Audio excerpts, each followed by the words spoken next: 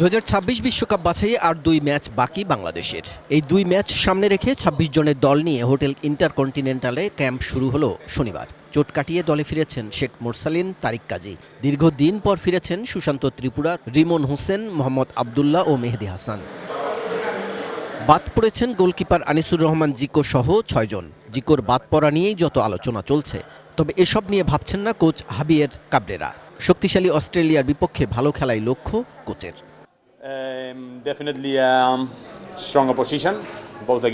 অস্ট্রেলিয়ার বিপক্ষে ম্যাচটা আমাদের জন্য খুবই কঠিন, তবে লেবাননের বিপক্ষে যেহেতু দেশে ভালো করেছি, তাই 11 তারিখ তাদের বিপক্ষে ম্যাচে ভালো খেলে বিশ্বকাপ বাছাই পর্ব ভালোভাবে শেষ করতে চাই।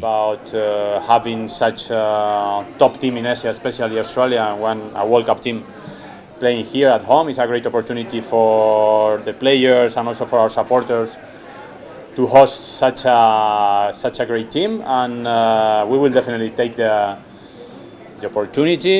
We know that when we play at home we are a difficult rival, and hopefully we will be able to make things difficult for Australia. And then Lebanon, 26 জনের প্রাথমিক দল থেকেই চূড়ান্ত দল ঘোষণা করা হবে। বিশ্বনাথ ঘোষ ও তারিক কাজীর এখনও ইনজুরির শঙ্কা আছে, কিন্তু নিজের লক্ষ্যটা পরিষ্কার করলেন অধিনায়ক জামাল ভুঁইয়া। ইনশাল্লাহ ভালো হবে। এখন অলমোস্ট 2 মাস হয়ে গেছে। সো যখন আমরা ন্যাশনাল টিম জয়েন করি ওই সময় ভালো লাগে। আর এখন লিগ শেষ, সো ফুল ফোকাস হচ্ছে ন্যাশনাল টিম। এখন 2টা ম্যাচ আছে। সো প্রথমে অস্ট্রেলিয়া ম্যাচ, সেকেন্ড হচ্ছে লেবানন। সো আমরা জানি এই 2টা ম্যাচ স্পেশালি অস্ট্রেলিয়ার সাথে মানে অনেক টাফ হবে, বাট ইনশাল্লাহ আমরা চেষ্টা করব, আমরা ট্রাই করব। হোম ভেন্যুর বাড়তি সুবিধা প্রত্যেক দলই পায়। জামালও চাইছেন নিজেদের মাঠে সমর্থকদের সাপোর্ট নিয়ে অস্ট্রেলিয়াকে রুখে দিতে।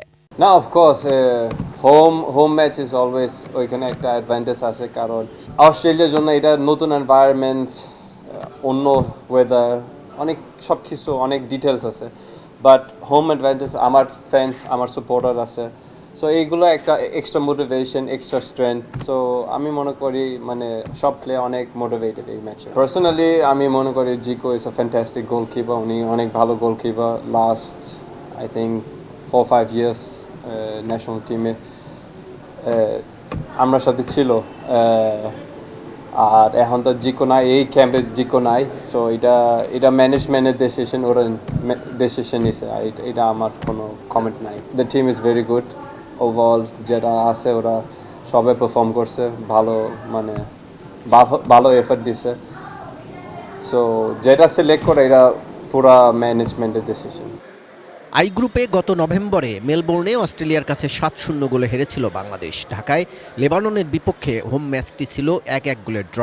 মার্চে ফিলিস্তিনের বিপক্ষে হেরেছিল 5-0 গোলে। ঢাকায় হোম ম্যাচে শেষ মুহূর্তের গোলে হারে বাংলাদেশ। কাজল রায়, এটিএন নিউজ, ঢাকা।